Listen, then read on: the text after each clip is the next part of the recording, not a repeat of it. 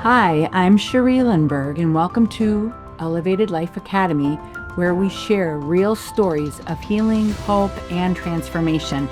Tune in to hear how everyday people are rising above and lighting the way for others. To another episode of Elevated Life Academy, and I am your host, Cherie Lindbergh, and we have a wonderful guest, Annalise, with us this morning. And as you all know, we love to have conversations about life and healing and wherever it's going to take us for human potential and to help us elevate our life. So, welcome, Annalise, and tell us a little bit about yourself, please. Sure, yeah, thank you for having me. I You're really welcome. appreciate it.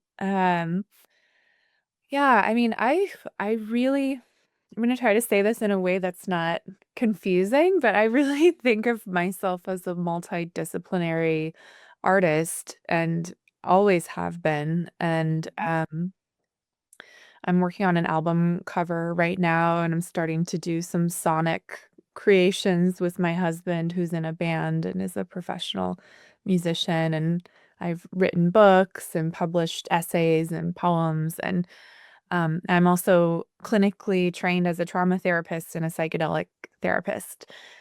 Um, and I work with clients one-on-one and in groups. And I also am now creating kind of radical underground healing spaces that are not therapy, but that are very therapeutic. That's Mhm. called the Underground Temple.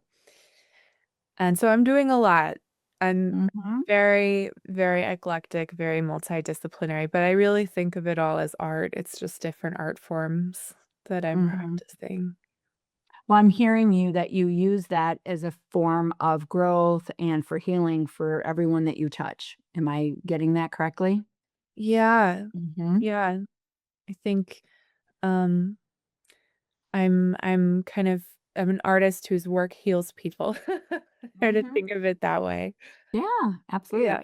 Tell me more about this underground temple. That sounds very interesting to me. So, can you give us more information on that? Yeah. Well, I've been a part of different kind of mystical and somatic and very feminine communities for Mhm. several years now, and a couple of my most notable mentors in that area have been Alexandra Roxo and Adriana Rizzolo. Mhm. They're both amazing. If you haven't heard of them, you should look them up. Uh, I just I sense in the collective and in myself also this hunger for healing spaces that go beyond kind of the sterility of the one-on-one clinical container. Yeah. And that the one-on-one therapeutic situation can be a very beautiful, sacred place. Don't Mhm. get me wrong. But I think there are multidimensional, profound forms of healing that we remember as a species that are in our DNA, that happen in community, that are very embodied, that are very expressive. And in these kind of radical underground healing spaces and communities that I've encountered, it feels like there's this collective remembering that's happening, and people's bodies know how to move. If there's an ecstatic dance or movement element, Mhm. people start expressing, material starts moving through, and it's as though the entire group is kind of doing this together. Mm. And it's really amazing to witness, and it feels ancient. So, Mhm. um, I want to gift that opportunity to people. And it's so fun to see what emerges in those spaces. Uh, Mhm. like I've had moments of people dancing and dancing for hours and then collapsing on the floor, and someone, is crying in one corner and another person is singing on another corner of the floor. It's like Mhm. there's just this deep expression that's happening through the group that um and this deep release of energy that I think we need Mhm. collectively right now. Mhm. Anyway, Is it's hard there to talk about it concisely, but that's No, I'm following you. I hope our listeners can too. I'm very yeah. interested. I'm very interested in this too, because it sounds like what you're describing is like people surrendering to whatever's emerging and whatever feels like being expressed. And my question about that is, how do you help people get to that point of surrender where they can trust that intuition and they can let that come forward? That's a good question. Um, I think safety is the first really important piece, figuring out a way to establish safety and establish that it's a safe place and that you are a trustworthy facilitator who can hold sensitive material with, or vulnerable material with a lot of sensitivity. Mhm. Um, and in the spaces that I've been in, there's either some kind of embodied breathwork element or some kind of movement element. Um, in the Adriana Rizzolo spaces, for example, they would do body temple dance. I've been trained by Adriana in body temple dance, so it's a specific type of dance. It's not ecstatic dance. Mhm. It's a little bit different, but you could do ecstatic dance. You could do any form of erotic movement. I like to guide people in a very non-performative, internally directed form of erotic movement. And if you get people into that deeply embodied space beyond the rational thinking mind through any one of those practices, Mhm. then the material is just there. It's Mhm. just there, and if the space feels safe and intentional enough, it emerges. So I think that's the Yeah. best way I can answer. Yeah. What has been some of your feedback from some of the participants that, um, get involved with this? Mm. Well, so far, the group spaces that I've created have been ketamine focused. It's not Mhm. focused, but they are technically ketamine assisted psychotherapy groups. And the underground temple spaces that I'm creating are brand new. So I haven't facilitated one yet. This is just at the very edge of what's emerging for me Gotcha. as a creator and as a healer. But I have been facilitating ketamine assisted psychotherapy groups that contain an element of body temple dance or erotic movement, with a lot of safety. And I mean, I can answer your question in two parts because part of the feedback that I receive from participants has to do with the ketamine or the ketamine therapy element Mhm. itself. Um, but I have heard from clients and participants that being in a space where there's music, there's evocative music, there's movement, and everyone's doing this together, it feels more real somehow. It feels like an invitation into the kind of healing and integration that they're craving that Mhm. like really gets to the gold Sure. them faster than having a conversation.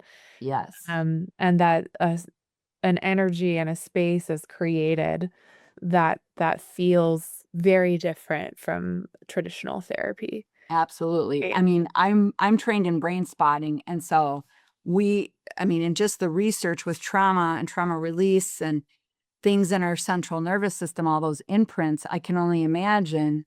Yeah. I mean, it makes sense that it feels ancient because that's what the indigenous, you know, folks used to do after battle, after something traumatic. They would dance. They would dance around the fire. Yes. So it makes a lot of sense to me what you're saying. Yeah, absolutely. It's like Yeah. dance, music, visual art, Mhm. performance art. These are art forms. Even just kind of wild ecstatic dance that's not choreographed and you're just moving. Mhm.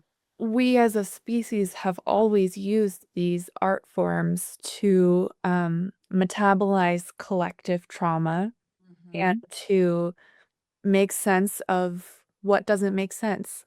Right. Right. what's really hard to make sense of with the rational mind. Absolutely. And there's a lot of that in the Yes, world. there well, right now especially. I mean, there's no language, and we know that the subcortical brain doesn't have language. Yeah, And so exactly. as we move and express, things get released and there is no need for words. So Yep. I'm totally on board with what you're saying. Cool. Yeah. Yeah. So tell me a little bit more about the project you and your husband are going to be doing here. Well, my husband is in a band called The Obsessed. It's a doom metal band. They travel the world Wow. bringing doom. Well, I really think it's a way to help people metabolize doom. Yeah. Like exactly like what we're talking about. Yes. Um that's how I don't know if that's how he thinks of it, but that's how I think of it. So that's what he does, and he's also really into prog rock, so I have a Mellotron, and I just ordered a synthesizer, so I'm gonna be playing Mellotron and synth in this prog rock band. That sounds very interesting. I mean, sound and vibration is another way to access all that. Absolutely. Yeah. Yeah. Yeah. I was just at a gong bath the other night, and I was Oh yeah. amazed. It had been a long time since I'd done any kind of sound healing work. Mhm.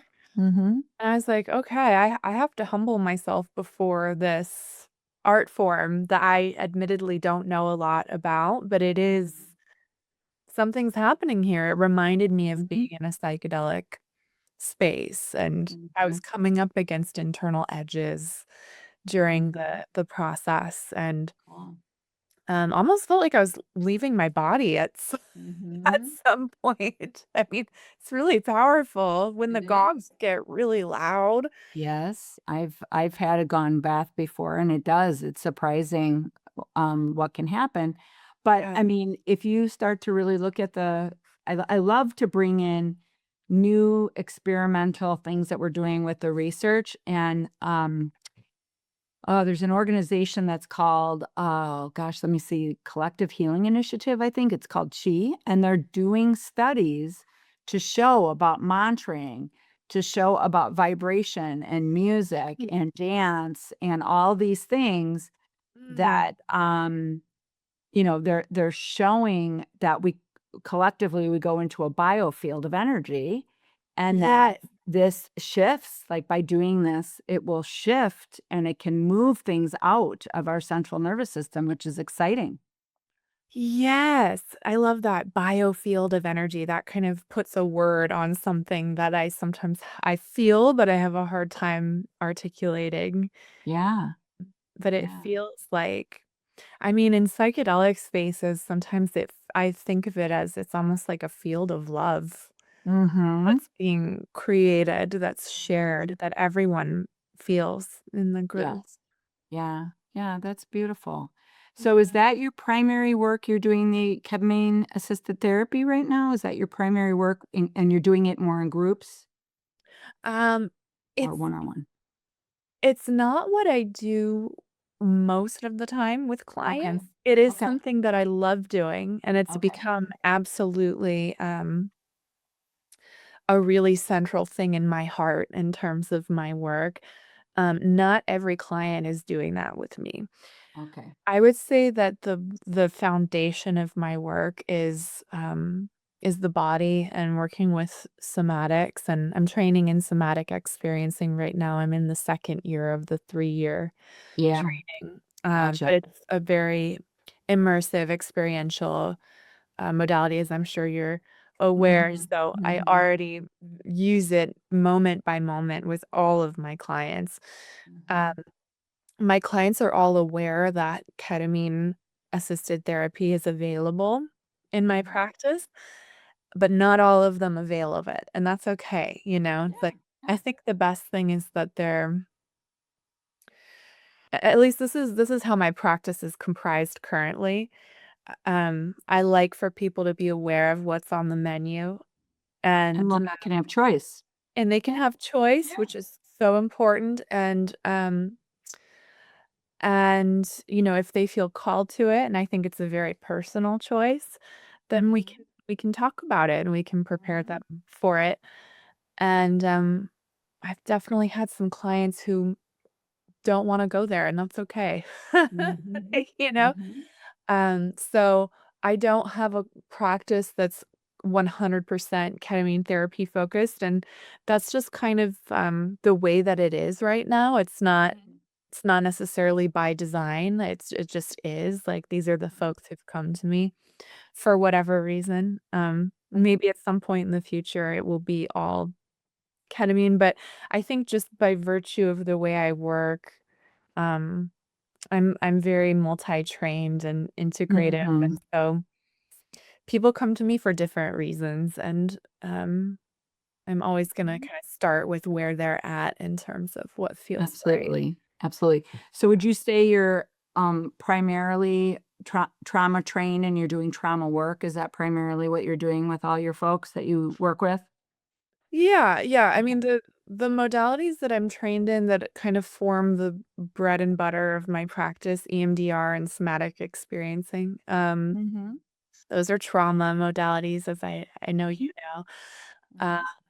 and I really think of what just about anyone is coming to therapy with as having some kind of trauma underpinning, Of even if course. it's Yeah. just regular old developmental trauma. And I like to um, I like to work with that and kind of get to the roots of Mhm. what they're coming in Absolutely. with and shift it at the root.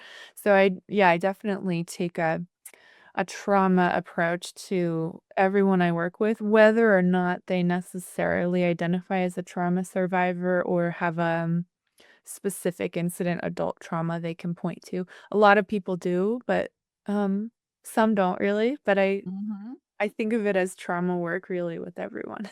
Sure, sure. And where are you located, Annalise? I'm in Woodstock, New York.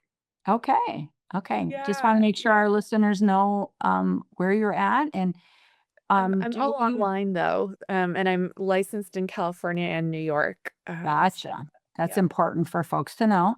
Yep. And so you do all telehealth. Do you have groups that you offer? Are you doing group work? Yes. Okay. Typically, I'm typically recruiting for ketamine assisted therapy groups, but right now I'm really kind of pivoting my focus towards these creative group offerings that are sort of outside of the therapy world, Okay. much Uh-huh. more in the wild freewheeling world of just um creative offerings. Mhm. So, and again, I mean, you're speaking to me very much at the edge of this pivot and this new You're creative. transitioning, it sounds like. Yeah. Yeah, I Yeah. am. And those groups are going to be very much informed by the ketamine groups that I've designed and Mhm. facilitated in the past and that I have loved facilitating. Yeah. I Uh, hear that. yeah. And so, yeah, look out for those. Those are going to be Okay.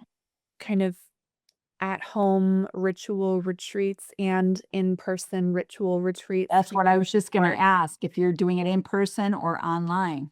both. Yeah, so Yeah, I combo. I have a kind of, I guess you could call it a pilot at home ritual retreat that I just launched on Teachable. So that's Okay. the Okay. first temple offering is there. Wonderful. So folks, if this speaks to your heart, make sure that you look that up. We'll make sure we have all of your socials and so that they can reach you and connect with you. Um, I think that this is the wave of the future, that ketamine assisted therapy and expressive arts in one form or another. We're starting to realize how much, talk is helpful, telling your story is helpful. And there is so much that's stored in the body that I think Yeah. what we're learning with all these central nervous system imprints is that movement and art and sound gets deeper and gets more access to those things. Yes, and Mhm. those kind of charged ceremonial atmosphere kind of community or group offerings are Yeah. you can't do that with ChatGPT. Right, or one-on-one, or one-on-one coach, one-on-one connection. Yeah, they have Yeah, you. yeah. Annalise, is there anything I haven't asked you that you would want our listeners to know? Oh gosh, I mean, there are always so many things we Mhm, could talk about. There's so many places we could go. Um, I don't know. I mean, I'm always kind of mining the vast world of literature that's out there in the Jung and depth psychology tradition. mhm, mhm, Um, archetypes and things like that. yeah, Yeah. I'm almost finished reading Trauma and the Soul by Donald Kelshed. It's this huge Mhm, tome about a depth psychology approach to trauma, and mhm, it's been a beautiful, really enriching read. So mhm, I've been trying to figure out for a long time, am I called to do a traditional Jungian analysis training, which would involve 2 years of my own psychoanalysis before I can even apply to train at the institute most of the mhm, time. I think that's how most training institutes work for mhm, becoming a Jungian analyst.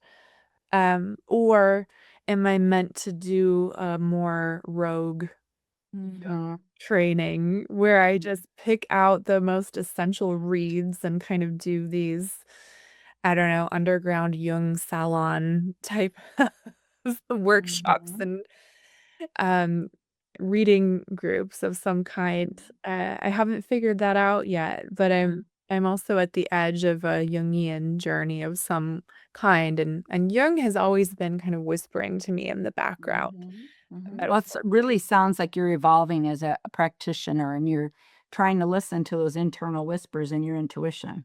Yes. Mhm. Yeah, yeah, and I feel so lucky that I get to do this work where I get to be listening to those internal whispers of intuition about how to keep refining and honing this very dharmic work that we get to Mhm, do that's, mhm.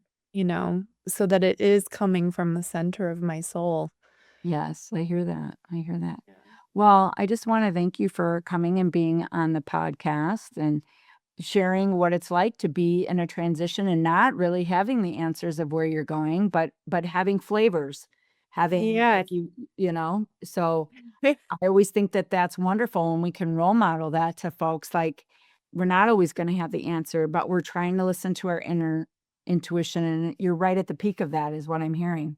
Yeah, and I mean, I think that's what it is to be human, Yes, to be absolutely. alive. We're all kind of, in a conversation with the unknown, moving forward all the time towards we know not really where, Yeah, that's right. and and Where are trying we to listen going? to Yes. the intuition. We're all in that situation together as humans, so I love that we talked about that because it feels more authentic to me to talk about this is the very alive edge that I'm at instead of calcifying myself into or, like, kind of Like, here's ossifying the myself answer. into, like, Mhm. "This is who I am, and this is how I practice," because if you talk to me, I don't know, 3 months ago, I might have said, "Yep, ketamine groups, Mhm. that's it. That defines me." Mhm. But it's part of in this moment, it's part of an ecosystem of offerings that are all kind of informing each other and evolving together, and that's the truest response I can give. Yeah, and I appreciate that very much. So, thank you so much. We'll make sure that everybody can reach you and find out more. And I'm just going to invite our listeners, if this spoke to your heart, like, please pass it on. As you know, we're trying to reach as many healers as we can out there so that we can hear all the different ways and all the different paths so that we can all live an elevated life. So, thank you so much, Annalise, for being with us today. Thank you. Such All a right. pleasure. And we wish you well. Thank you.